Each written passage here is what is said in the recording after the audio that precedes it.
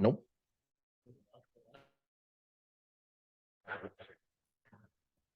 We're going to start the September 6th council meeting, and please turn off your cell phones during the meeting. So if anybody's got any questions, you can hear. And please stand for the Pledge of Allegiance. I Pledge allegiance to the United States of America, and to the republic for which it stands, one nation, under God, indivisible.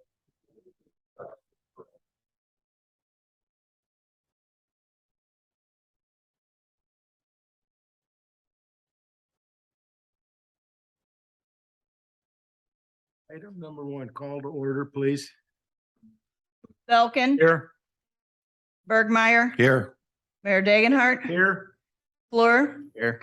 Hoffman, Here. Walsh, Attorney Kirk. Item number 2, 22-0902, staff reports, and we're gonna move it up to Joe, the fire chief. We'd like to take the opportunity this evening to recognize Fire Chief Joe Heim for his tremendous award that he received as Illinois Fire Chief of the Year for the year 2022. In your packets were the notification letter that we received on August 23rd. We also included the packet that was put together by his devoted officers in recognition of his achievements. I had the good fortune to be able to nominate Chief Heim, and we were ecstatic that he was able to win it. So I think we'd just like to take the opportunity, in case Joe has anything he'd like to share with us tonight, but to maybe give him a round of applause. So Joe, I guess I would turn it over to you.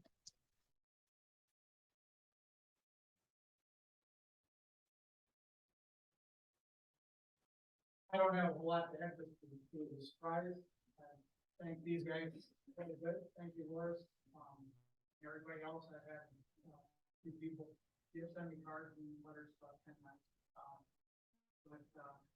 We go down October 18th to the Illinois Fire Chiefs Conference for dinner to receive the award.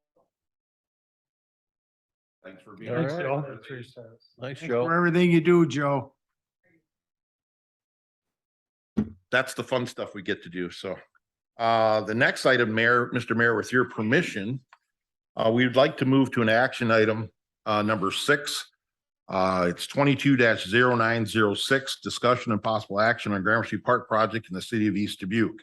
I know we have some representatives of the Gramercy Park Board there this evening. They're more than welcome to come up. We also have Julie Niebel from Origin Design is here to join us this evening. We'd like to talk to you about a project. And our fire department members, you're welcome to stay, but if you have more important things, you'd understand if you don't stay, but you're more than welcome to stay up this. So totally up to you guys. So let's talk about Gramercy Park if we can for a second. We became aware through Julie Niebel of a grant application that's available that requires us to move rather quickly. Included in your packet was a description of a project that originally started when the Gramercy Park Board hired an engineering firm called MSA to do development work of North Gramercy. They did that back in 2019. Jeff and Rick, feel free to jump in if I say something wrong or if it's incorrect. They would like to do a trail project to develop North Gramercy, which is very undeveloped at this point. And they had talked about a bridge connecting the two parks. The study was done in 2019, then the pandemic hit. And it hasn't really moved forward very quickly. But with Julie's help, she made us aware of a Illinois Department of Transportation grant. Sort of the last place I would have looked for a grant for a park, but it's an enhancement grant that would fund up to 80% of the project. So having said that, Julie, can you talk a little bit about the project and your estimates for it? Sure, and I think most of you, hopefully in your council packet, you had the project update that looked like this. And so the reason that we could try and put something in a park, even though it's transportation, sorry, it's echoing. Oh, no, yeah. Even though it's a transportation funding, is because it provides pedestrian access. And that's why it would need to make ADA accessibility, which is not steeper than 5%. Unless you've got handrails, then you can go to 8.33%. So that is some of why in the exhibits that you see, there's a lot of zigzagging back and forth. Because those of you who've been over on that site know it's very steep currently. And so to get from point A to point B, if you've got a 20-foot drop, you're gonna take 400 feet to do that at a 1 in 20 or a 5% grade. So that's part of the reason for the length. And then if you're zigzagging and you're going a lot of different elevation, you've got to have a wall between so that the grading from the upper trail doesn't cover the lower trail. So that is the reason for the cost estimates. Also, the bridge that would span over Jordan Avenue would be pretty tall up in the air. We would plan for it to be a 2-span, meaning there'd be a pier somewhere near the center of the bridge, as long as it didn't fall on Jordan Avenue. And I think that if you look at the one sheet, it kind of shows, if you were looking at it from the side, the profile, the one that's labeled profile, it shows how tall that really is when you go from bluff top to bluff top to get a bridge across that. And Julie, it sort of calls out that it'd be roughly 36 feet above Jordan Avenue. Yes, But a lot more because of the ditch, the area over the ditch would be much higher. correct. Yep, that's correct. And then in these other exhibits, the green parts represent where we think walls would be needed. So that's part of why the cost estimate for this is what it is. And so then we can be a minimum is a 5-foot wide path. 6-foot wide would be perhaps easier to maintain from the standpoint of riding lawnmowers, so, you know, to get from one point to the other, stuff like that. So, but we did do a cost estimate for both using asphalt and concrete, 6-foot width, 5-foot width. And what you can see is the overall cost difference is from the least expensive to the 6-foot wide concrete path, which is the most expensive, is about 200,000. And so it is, but I wanted to give you the options so you could kind of frame up the solution to see what made the most sense, because with this grant application, we need to tell them what it is we want to build. And that was part of why we needed to develop these exhibits. And so we could describe what to build. Part of the grant application also is that the city would be willing to sponsor this and would commit to have the 20% match that's needed for that.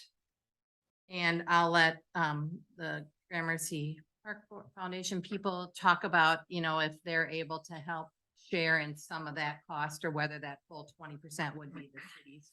We've talked about some options, you know, the deadline for application is September 30th. In the application, it requires a public meeting, which we tentatively get scheduled for next week. Because of the short deadline, we had to move rather quickly to get some things in play if we could get the council's support. Now, there is a nice window of opportunity. If we are awarded the grant, we have 4 years to spend the money. Okay. So the 20% match, let's use the worst case numbers. I always ask Julie to give me worst case numbers. If the project came in at 1.7 million, you could get a grant of 1.3 million, almost 1.4 million. And then the match would be 344,000. The day you apply, you have to have some kind of audit or something showing you have that money. Gramercy Park doesn't have those kind of funds in a checking account or a savings. The city does have those kind of funds in an account. Okay, so we could show that we have the money. The resolution that I laid out in front of you tonight is a draft of a resolution that the city would have to pass, saying that we're committed to this project. Okay, well, let's talk about the goods and the bads. Say we get the grant. Well, first of all, say we don't get the grant, but we're not on the hook for anything. Okay? And you have the chance then to talk to the DOT to say, why didn't we get the grant? Is it just not a grantable project? you know, we can get some feedback from them. How could the project be more attractive if we were to apply again? Things like that. So that's the other benefit of applying now, is to be able to get that feedback. So they will tell you how you scored, and this is an annual grant process. Typically, yep. So as long as the state funds it, we can take another shot at it a year from now. So if we don't get the grant, we've got a good learning lesson and we find out how we could make the grant look better a year from now. If we get the grant, we have 4 years to work with the Gramercy Park Board to come up with the match.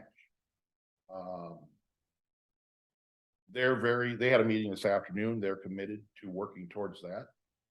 I told them I would put a proposal out to the city.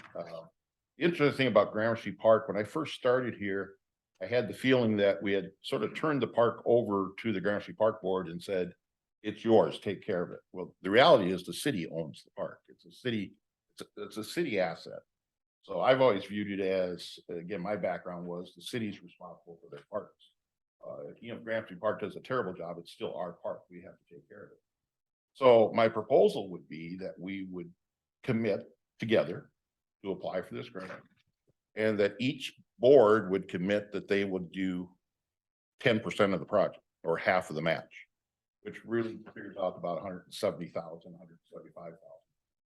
So the Gramercy Park Board has roughly, I think, 50 available for the project right now.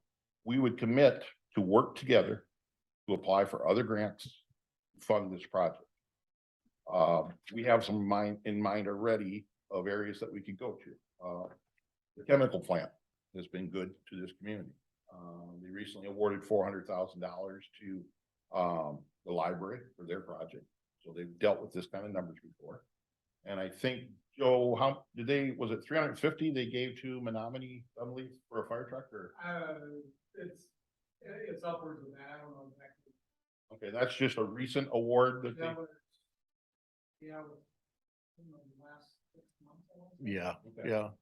So they have dealt with that kind of award before.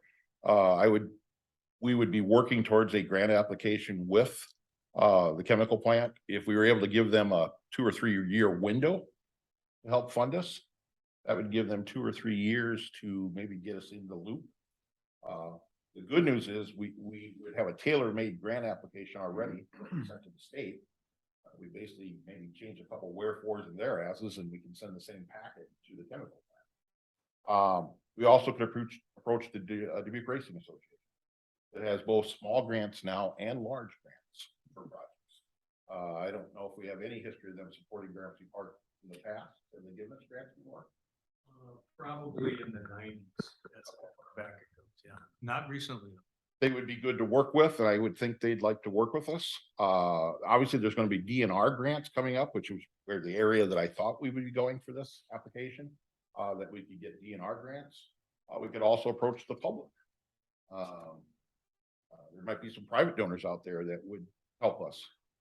We also would probably work again with Rose Noble, who committed with her organization, Galena Tourism.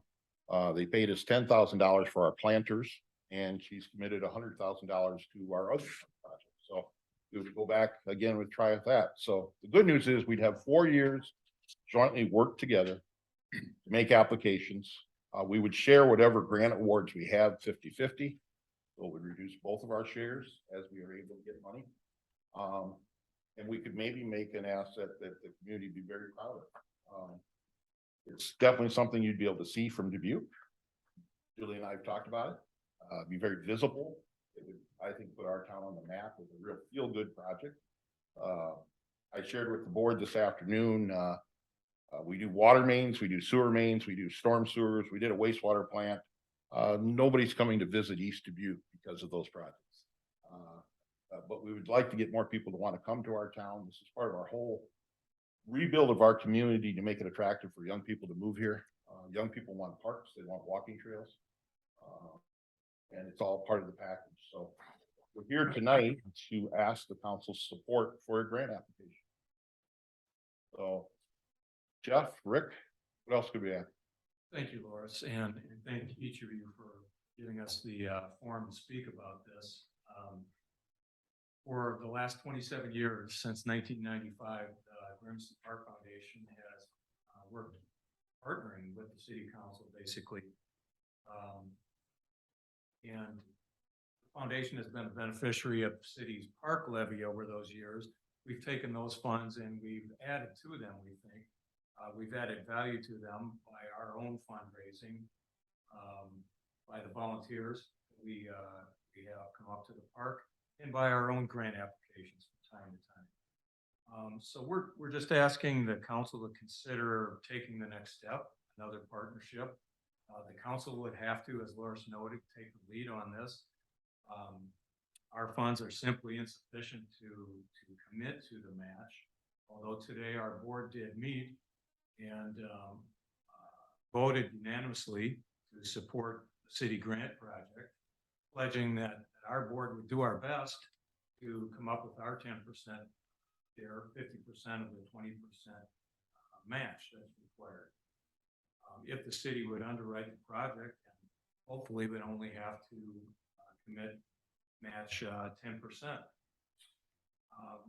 One thing we think about as a board is that when will we ever again be able to stand a chance to build this project for 10%, for a 10% investment and obtaining a 90% return on our investment.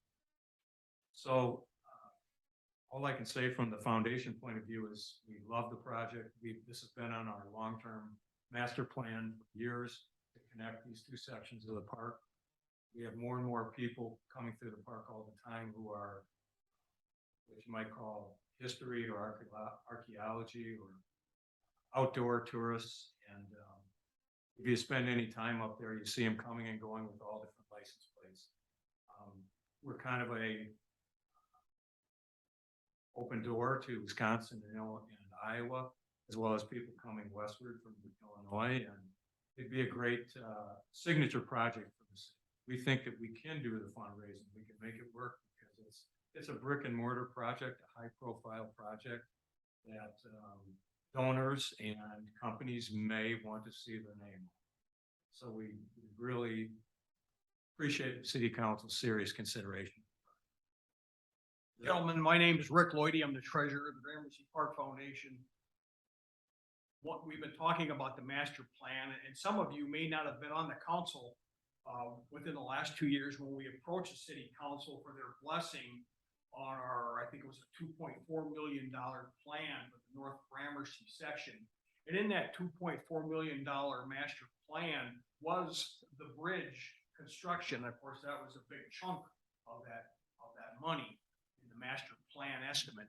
And what we see, what our vision is for the north part of the park is not really a developed park like South Gramercy Park, but more of interpretive trails or interpretive signs along trails. Native Americans, historic Americans consider that a sacred area. Some of the biggest mounds that we have at Gramercy Park are in the north section of the park, the biggest mounds, biggest burial mounds. So it would just open that area up with 1 or 2 trails going through that area for people to come and learn about the prehistoric Americans that lived here at that time. So that's a little bit about what our master plan consisted of at the time. And this bridge would be a nice complement to that, to be able to park at either side of the park, the north or the south section, and get to the other section by using the bridge. Something Rick just mentioned, I forgot one of our possible funding sources. The board had previously worked with the Ho-Chunk tribe in the past. That's correct. And they're very much interested in this park because of the burial mound. We thought that could also be another possible funding source that we could approach, that they would love to see this properly respected and developed for access. Yeah, before we brought the master plan to the council last time, we had a historian, Bill Quackenbush from the Ho-Chunk Nation down and looked at both sections of the park and was really happy with what he saw and thought it would be a really good teaching opportunity for members of their community, their bring the young people down and show. And when we did this layout, we made sure to stay away from the mounds so that construction wouldn't affect them. Julie, do you have any history of building a bridge similar to this? Oh, I do, and I have a lot. Actually, I've designed and worked on a lot of bridges and trail bridges specifically. And so we did one when Loris was in Bellevue that connected the Bellevue State Park to the city Felderman Park over Mill Creek. And that was it was a little bit challenging because the DNR had some ripples in the river. They didn't want us building there, and just find that place where you could have a connection, because topography wise, we've also got some pretty steep bluffs in Bellevue as well. Are they similar lengths to what you designed? You are testing my memory too much, Loris. They are. The answer is yes. They're both two-span bridges. And so we have several options for bridge types here. This could be a bridge with concrete beams and a concrete deck on it. It could be, if those of you who've been in Galena have seen the aluminum bridges that they have across the Galena River that are prefabricated, it could be something like that. We thought that if we get the grant, get into final design, because it's not even to the quite preliminary design phase, it's someplace between concept and preliminary. But when if the grant is obtained and take the design further, at that time we do more looking at what's the most cost-effective bridge right now. The cost estimate we put in for the bridge is based on some people that had given us, here's what this prefabricated bridge would cost. If we determined that the concrete beam bridge would be less, we go that route. And the engineering cost, if I'm correct, can be included in the grant cost. Yes, the engineering cost can be included in the grant cost, and the percentages that we use for the engineering cost is what the Illinois DOT provided in their sample of their cost estimate, realizing that since this would have federal funding in it, it's going to have higher costs to deliver the project than if it was all just 100% locally funded. When you add federal dollars. Or who's jumped through. There was a question on the percentage. Yes. So the percentage of engineering cost is high compared to, What you might see if it did not have federal funding, but there just are really a lot of hoops to jump through, especially with this having the burial mounds in them, making sure that all the historical, archaeological people can sign off on everything, which fortunately they've got the archaeological report done. The park board already has that completed. And so that's if that wasn't completed, then we wouldn't know this to be viable, but based on that report, we know we're avoiding them. That's what the report said. Don't put your trails through the mounds, to keep them away from the mounds. So we've done that. one other question I had, and I'll open it up to the council for questions, but I was trying to describe to the park board, the metal where you have the designed rust. So it sort of just, Yes, what's the technical word for that, or? weathering steel. The weathering steel, yes. Okay. And so that would be an option for a look, and you can get that in prefabricated bridges, or you can just have a weathering steel railing on a concrete beam bridge too. Maintenance on the bridge going forward? If you have wooden, well, it depends if you're gonna salt things, anything you salt corrodes. So if you're going to plan to salt it, then we should plan to go with concrete no matter what. If you're not going to be salting it, then we have the other options of the aluminum truss, the other prefabricated, look a little bit more aesthetic truss with weathering steel or painted. And there's even different truss styles. You can have some that have like a nice arched bowstring kind of thing, and then you can have some that look like an old railroad thing with the overhead piece. There's just a lot of different aesthetic styles, and that could be something that during the subsequent design processes to get people's input, there is something that people see as the image that they definitely want to portray. At this point, we were thinking cost was probably the most important, to keep it as cost effective as possible. But there are ways to get some aesthetic elements even in doing that. Same thing with the retaining walls. that'll be another opportunity to add some aesthetic elements. Because they make the ones that look like fake limestone, you know, so you could have that kind of a look to it. Well, they don't look fake, they are fake limestone, but they look like. So questions from the council? How big will the park be when we get all done with, if we get the grants for this with the north side? How Oh, many acres, Jeff? how much? Acre wise? South side is, I think, 14. That big? It's a good question, Delbert. I don't think I know the answer to that question off the top of my head. Well, it's, I mean, we don't have to do a history study on it. I was just curious, you know, what that north side, how much that would add? North side is 3.5 acres. 3.5. It's kind of a postage stamp, it's tucked in there, it's not really big. But there's a lot there, once you get out there, the view is beautiful, north view, south view, Yeah. Jeff knows the view. What's there, like 42,000 plus square feet in an acre, so. Right, is that correct? Yeah, it's a little over 42. Okay, I've never been there. Oh, you need to go take a look, Yeah, it's quite. I was up there as a kid, but I haven't been up there in 40 years. It's hard to get to, and that's what we're trying to solve. Yeah, yes. You have to skirt around some residential properties to get there, or climb up a very steep hill.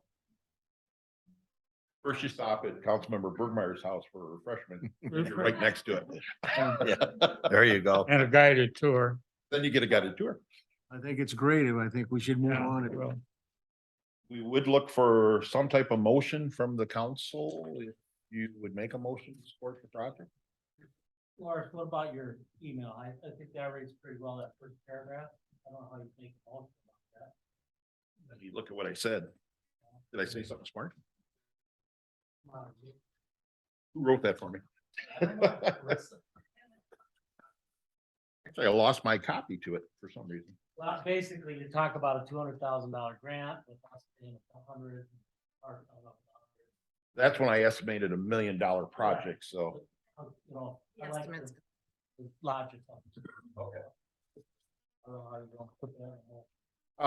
You know, I guess, just trying to think of some words, you know, the council would vote to support the North Gramercy Park project. And agreeing to split the match on a 50-50 basis. this resolution.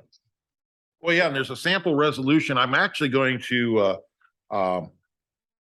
get this resolution completed, so you have it the next meeting. Which will be the formal, but I really need a motion from you tonight because literally we're sort of spending money every day. Yeah. And if the council says we're not going to support it, we're going to stop our efforts. But because of the September 30th deadline, we had to sort of move. Well, if we don't get the grants, we're out nothing anyway. Correct? I'll make a motion to approve then. We have a second. Second. Elkin, Aye. Bergmeyer, Abstain. Dagenhart, Aye. Fleur, Aye. Hoffman. Just to explain, and if you're all aware, Jeff actually serves on the board in Grafton Park too. So that's the reason.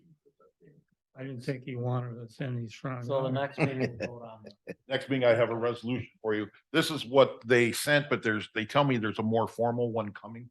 Yeah. That we'll put in our format, match it up, so. I think what the Gramercy Park Board heard is you guys support their efforts.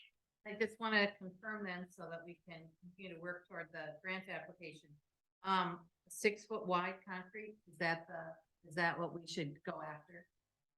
That would be my recommendation because of, we talked today a little bit about, again, you're gonna wanna probably have a gator or something going across this thing to carry materials back and forth, and Tractor. lawnmowers.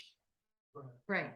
You're gonna, and that's how come we figured to grade something that's 8 foot wide, but pave just 6 is what we can based on. Yeah. Yeah, I would say, And that's our worst case pricing, so we go for that. And, I think I'll speak on behalf of the Gramercy Park. I'll let you guys speak, but I think they're very appreciative of Thank you, Robin. Yes. We have a public meeting I will, yes. next Monday. It's not a council meeting, but we have to do a public, part of the grant requirement is we do a public. Well, the grant has a better chance of being successful if you've shown you've done public involvement. Yeah. You guys will all be invited to that meeting, but it's not a council meeting. Jeff, Rick, anything else? Very much. Appreciate it. Thank you, guys. Now we're gonna move on to 8. Yes, and I have, I'm trying to cut my visitors here. I think Mike's here for a certain thing. Mike, are you gonna stay for the whole meeting or do you want us to address your thing early here? Hey, guys. Take him now. Okay, let's, if we can, we would move to item number 8. 22-0908. Discussion and possible action to approve an amendment to the ordinance regulating alcoholic beverages in the city of East Dubuque. I shared with you in my newsletter that I was approached about the city allowing the alcoholic licenses in our community to open up 1 hour earlier at 5 o'clock. I think Mike's is one of the business that would benefit from that. We don't see a problem with it. I talked to the police chief about it. It wouldn't require any more investment in time staffing for us. Would allow the businesses to have another hour of operations, maybe supplement their profits and supplement the city's profits, because if they do video gaming or sales tax, it would also be beneficial to us. So knowing that we needed to move relatively quick on it because we're trying to get a window of opportunity here, I had Alyssa prepare the appropriate ordinance, which was in your packet. And we would recommend that the council allow this to proceed. So we would answer any questions you might have. Mike, did I miss anything? No, I just, the one thing is the gaming is based on liquor, whatever your liquor license says. So right now it says 6 AM, so the machines won't turn on before 6 AM. So like if it says, if you guys say alcohol can be sold at 5, we don't sell a lot of alcohol at that time, the machines can turn on at that. So what's the reason for the extra hour in the morning then? Like right now, the chemical plant, they're getting off work at 5. Okay, So we have, like technically, at a restaurant, we can open whatever time we want. right. But liquor wise, so people are come in, they get a cup of coffee, they're sitting and wait for the gambling machine to turn on. It's like, Okay, yeah, okay. technically, good. it can't turn on. You If get- Mike takes a slow option on getting the breakfast prepared, they have to do something. Take your time, Mike, take your time. Always thinking, aren't you, Michael? We have So- a motion. We see no issues with this. Okay. 6-1, Alyssa, on 6-1, that is a typo, it's at 6 o'clock, 5 o'clock, I don't know.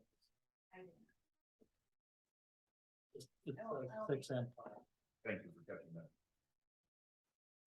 just on 6. The intent was to take all of the licenses. to Yeah, 5 I know, I AM. just didn't want you. Thank you for catching that. They're, Yep, thank you for catching that, Mike.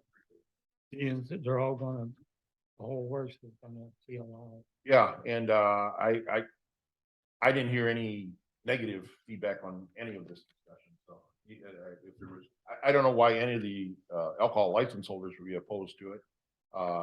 Main thing I checked with was my police department, if they saw any issues with it. We just don't see any issues.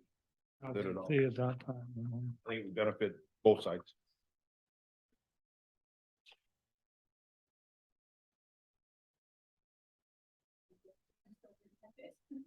Thank you. So I don't know if you have questions. We would recommend approval if the council is so inclined. I'll motion. I'll second. Bergmeyer, Aye. Dagenhart, Aye. Fleur. Aye. Hoffman, Aye. Belkin. Aye. Thank you very much. Mike, that was a good suggestion and thank you for. Thanks, Mike. Working with us. And then if, something that I can pass on to the state. Melissa, can you send something out? Thanks, guys. Hey, we're Little League Baseball. Okay, Got a very cool. we're losing our crowd. Not time yet. Okay, Mr. Mayor, with your permission, I'd go back to my staff report if that's okay. Go ahead. Okay, next thing I want to discuss with you is the Indian Hills meeting update. We are working right now, to put together a questionnaire. First of all, we had a real good meeting. I think I shared that with you, at the last meeting. We're working on responding to the questions that came up. We're going to be sending out a questionnaire by September 16th, with a stamped envelope, included. We're going to be asking the people of the area that we're talking about on whether they would prefer gravity flow system or a grinder pump system. Based on the meeting, I think we're going to get back overwhelming support for a gravity flow system. We're going to be asking the questions about easements, and whether they would give them to us. We're going to have Origin Design handle this for us because, be very honest, we had some people concerned that if they were positive in their responses, that would be shared with neighbors that would be mad at them. So we're going to have an outside agency gather the results for us, so that it can be kept confidential, and we'll tell people that it will be confidential. We're going to ask them to return that by September 30th. Based on what they would tell us, we would go to put together a design element that would be done January of 2023. We would rebid the project. It's our intention to probably bid it both ways with a gravity flow system and a grinder pump system in February or March. We would award at April at the city level. We would need to get EPA approval by July of 2023. We have to, as part of our grant, we have to be digging before September of 2023 or we lose $2.2 million. Not my intention to lose $2.2 million. If we move at this process, we would have construction complete by November of 2024. So that's the update for you. I don't know, does that generate any questions on that project? Hopefully we get permission for the easements that we, Yeah. otherwise there's always the hybrid too. We can do the hybrid, just stay in the city right of ways or the county right of ways, which we're working to complete that township permissions. And then we would put it just in the township right of ways. That would force us to go with the grinder flow, grinder pump option. We wouldn't be able to do gravity flow then, but so we need the cooperation of the people involved to put in the gravity system. And I think a number of you were at that meeting and it seemed overwhelming. And that's what they were. That's, Yeah. that Yeah. was what they So we're preferred. going to try and address their concerns and give them what they've asked for. I also included in your packet the whole presentation that was done that night, just in case anybody had questions about it. So is there any questions about that project at this time? No. Okay, the next thing would be Ava Living of East Dubuque. I included in your packet some pictures of that situation. We have a wall on the Ava Living property that we had been approached by the previous owner at one time about questions about whose wall is it to fix. In our opinion, and we haven't been proven wrong on this, the wall was originally built by the school years ago, and it looks like to all extents and purposes, it's not on our property. However, if that wall were to collapse, that's why I showed you the picture on the top. If that wall were to collapse, it could seriously undermine some city utilities and infrastructure. So I had made the offer to the previous owner, and that's what I laid in front of you tonight when you came in, to have a study done. And I got a proposal again from WHKS, Travis Freeze, cost not to exceed $9,500 to determine what is causing the wall to blow out. I go into the project with a 90% assumption that it's nothing that we're doing. But I have been proven wrong in the past when you expose something or look into something else and there's a storm sewer that's broken or something that's putting water from the city against the wall. I don't think that's the case, but I think it, rather than have nothing done and the wall collapses in the middle of the night some night, and God forbid somebody gets hurt, or it ruptures a bunch of water mains for us, or the road collapses and a car goes into the hole. Since we're aware of the potential problem, I had made the offer to the previous owner that we would split the cost of a study 50-50. In this case, it's $9,500. So that'd be what, $4,750 would be our share. And the goal would be to determine who is causing the problem. Mark Fleurs looked at it with me. We truly believe it's the wall is their problem. There's nothing the city's doing to contribute to it. directing drainage behind it. But till you do a study, we don't know that for sure. Once the study's done, the commitment we asked of the previous owner, and the same with this owner, is if we go to this trouble of finding out what the problem is, if it's the city's problem, we commit to fix it. If it's their problem, they can, or the wall doesn't collapse on somebody. If you go up to their parking lot, you'll see that they've actually barricaded off a section below the wall because they're afraid it could collapse onto somebody or somebody's car. You know, it benefits us for this to be looked at so that we don't have a rude surprise somewhere. And God forbid somebody be walking down that sidewalk and the wall collapses and somebody get hurt badly, so. They pay the city back the cost. Of the study? At this point, I've offered just to pay half. So. But I wanted to make sure that the council was on board with that. It's just, we need to get to the bottom of it. It's not getting any better. It's blowing out more. Especially by that one tree. I don't know if the picture does it justice, but Yeah. I think the tree's holding up the wall right now. So, you can see there, some of the cones they've got there that, it's only getting worse. Now, we've looked at it up above. We don't see where we're contributing any water to that section, but you can even see a little bit where the curb's starting to sag up above. The sidewalk's not totally straight. So it's getting undermined worse and worse. These problems don't ever get better once you start getting. So does the council have any input? Do you think it's something we should pursue to get solved? Yeah, before we have a bigger problem. She is, of course, the lady is Janet Warren, is that her name? I met with her, talked with her, emails back and forth. She's approaching her board, I think maybe this week, the same issue. So they don't accept our offer. You know, same offer I made about 2 years ago. At some point, the city maybe would have to have our legal counsel and then some kind of notification that we expect them to just go ahead and fix it because of the potential liability for everybody. Well, that's what I'm saying. They should pay all of it if the study is found that it's their problem, they should pay for And I can sure pass along to them. And like I said, I've been fooled in the past when I was determined that not here, previous city, but all of a sudden found out that we had a bad storm sewer that was contributing to the problem. Yeah. So never say never, but I don't think that's the case here. Any other questions, comments on that issue? No. Okay, let's see, wastewater issues. I had in your packet just a copy of a news story. Seems like Galena's having the same problems we're having. People are flushing a lot of things down pipes that are causing issues. It just reminded me of what we've been trying to tell our citizens, both on our website, photos. They're never pretty photos.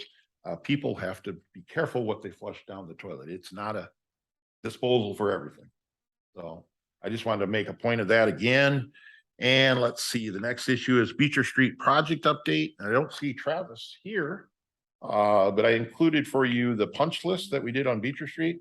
And then I thought a nice email from Travis that really summarized the project. I'll just read it real quick. As our Beecher Street project is inching towards completion, I'm sure you're trying to review the budget and answer council taxpayer questions that may come up in regards to the project. Since the pay estimates are overly complicated due to the IEPA, I'll give you an update on our project costs or comparing to the estimated costs. Original contract bid price was $827,000. We had a change order for additional sidewalk and curb, ADA parking, $28,000. We had additional sanitary sewer from the bottom of Beecher to Graham Street bathrooms, which was $37,000. Something discovered during the project that sanitary sewer was in bad shape. And then we had a culvert that we put in additional cost of $86.64. Ended up with $902,543. WHGS estimated bidding was $919,000. Base bid was $34 to pave Graham Street Park for $954. He's estimating that we're going to come in an actual final construction total cost somewhere around $868,000. He's very proud of what he's accomplished, as he should be. A pretty successful project overall. Usually you don't see him completed for substantially below engineer's estimate. So he also said that he's still a young engineer, at least he thinks so, although he has gray hairs appearing. And he's learning as he grows in his role as a project manager. So thanks for bearing with me. So publicly would congratulate Travis and WHS for doing a fantastic job on this project. That was. So any other comments from the council? And Mr. Mayor, that's all I have. The next item's the mayor report. I don't have anything right now. The only thing I'm gonna say, we got a lot of good things happening here in town. If you just drive around and look, there's lots of stuff being done. So, gonna continue to do what we can do. Alderman's report. Elkin. Belkin. It's kind of nice to see a couple positive stories in the Telegraph once here for Rick Lloydie and Joe Heim. You know, we don't see a whole lot of that. That's all I have here.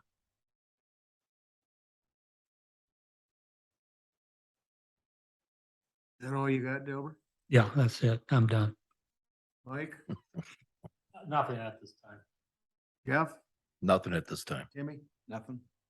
We'll move on then to city attorney. Terry, you've got anything tonight? The next item is the police chief, and he's not here tonight. He had nothing to share this evening. Nothing to share. And the public works director, he's not here tonight. He also had nothing to share. And we already talked, have you got anything else, Joe? Okay, we'll move on to 22-0903, speakers from the floor. Do we have any tonight?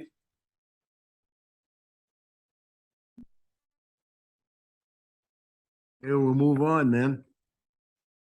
Item number 4 is 22-0904, consent agenda. We need a motion. Mr. Mayor, can I point something out real quick? Sure. Joan had prepared some new balance sheets for you. They were in your packet. Hopefully you looked at them. Both May and July. Pardon? Oh, June's on the back of the one. I'm sorry. May, June, and July. Basically, this is something Joan was kind enough to put together, which I thought was maybe a very good report that she could do going forward. Basically list all of our balances. It shows what the starting balance is, the receipts for the month, disbursements, and then a closing balance. I'm not sure in the previous information you were getting that you guys actually were seeing our balances, where we were at. So hopefully they're beneficial to you. We're open to comments. She also did a nice job of breaking down individual lines such as K-9 officer and police donations and fire donations so that going forward, there'd be a running total of what they have gotten and what they still have available. So please take a look at it if you haven't already and let us know your comments. So that's all I have, Mr. Mayor. Okay, we still need a motion for the consent agenda. So moved. Second? Second. Leonhardt, Aye. Fleur, Aye. Hoffman. Aye. Belkin, Aye. Bergmeyer. Aye. We'll move on now to item number 5, new business, discussion and possible action to approve the East Dubuque High School Annual Homecoming Parade in downtown East Dubuque on September the 30th, 2022 at 3:30 with street closing staging in the city of East Dubuque. This is a request we get every year and we always Yeah. recommend you approve it. Motion approved. Second. Fleur, Aye. Hoffman. Aye. Belkin, Aye. Bergmeyer, Aye. Dagenhart. Aye. We already did item 6, so we'll move to 7, 22-0907. Discussion and possible action on the type of roof for the East Dubuque Police Station project and the East Dubuque Fire Station project. Yeah, Mr. Mayor, I was gonna say here, before these other 4 gentlemen came on, you know, during the preliminary design. We had, Chief Heim and Chief Kavaki. And Robin Pearson was a member from the city council. And that's when we should have stressed to Robin and we didn't. And that's Laura's and yours and my fault that we didn't do it. So when it came back in, it was a flat roof. And if we go messing around now trying to change it, we're going to delay this big time. So I'll make a motion that we accept the design as is, and let's get this out for bid. We have a second? I'll second that. Thank you. Item number. You need a roll. We'll get a roll call. Hoffman, Aye. Belkin, Aye. Bergmeyer, Aye. Dagenhart, Aye. and Fleur. Aye. Item number 9, 22-909.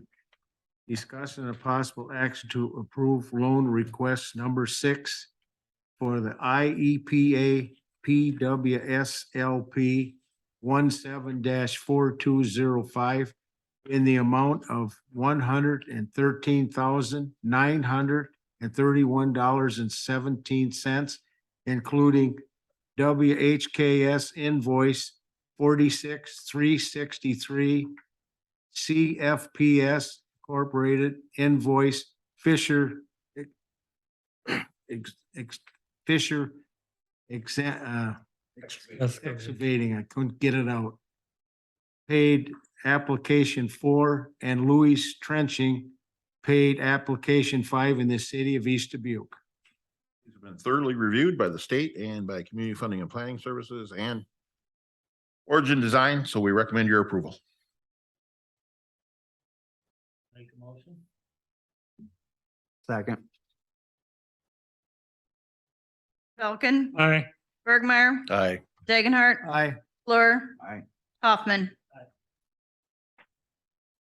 Okay, item number 10, 22-0910, discussing a possible action to approve loan request 5 for IEPA WPCLP 17-5810 in the amount of $4,841.62, including Fisher Excavating paid application 4 and WHKS invoice 46,363 in the city of East Dubuque.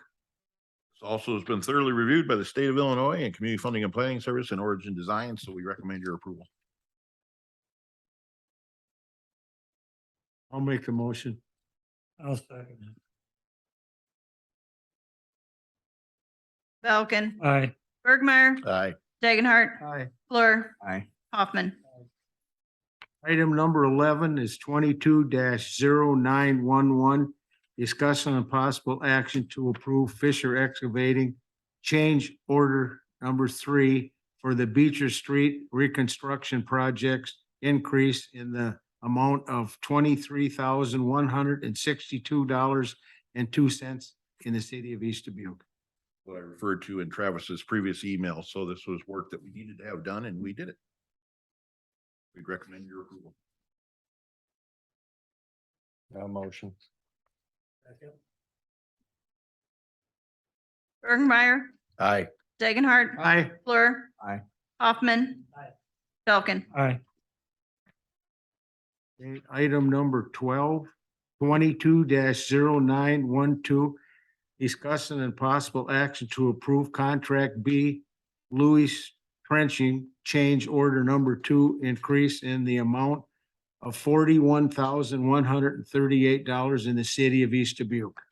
This is actually was approved by you at the last meeting, but we didn't have the formal change order. This is what Mark had presented to you about the additional water main work that we wanted to do down on DeSoto. So you actually made a motion at the last meeting to approve this, but we didn't have the formal change order document for you. So this is just a reaffirmation of what you've previously approved, but we need you to approve the formal change order. Motion approved. Second. Oh, go ahead. Dagenhart, Aye. Fleur, Aye. Hoffman. Belkin, Aye. Bergmeyer. Aye. Mayor, I have a question. I'm surprised Mike didn't catch this, but the invoice number for WHKS is the same in number 9 and number 10. Is that? That's because they come from two different funding sources, but it's the same invoice. I'm sure Mike knew that. I just. I question why we do some of this. These- Okay, we'll move on. Like we showed accountant, you're building a reputation as the guy that double checks my work, so make sure you show up, okay? Thank you both. Move on to number 13. 22-0913. We're going into executive session personnel matter. You'll need a motion to go into executive session. Make a motion. I'll second it. Or did you check it? No, you're the second. Fleur, Aye. Hoffman, Dagenhart, Belkin, Aye. and Bergmeyer. Aye. Okay, for those of you in the crowd, there is no action item after executive session, so at this point, I think the council will come out of executive session and simply make a motion to adjourn, but you're welcome to stay. Oh, we're going into section at 6:55, it appears. So, we'll actually go into this room. We're going in there. Yeah.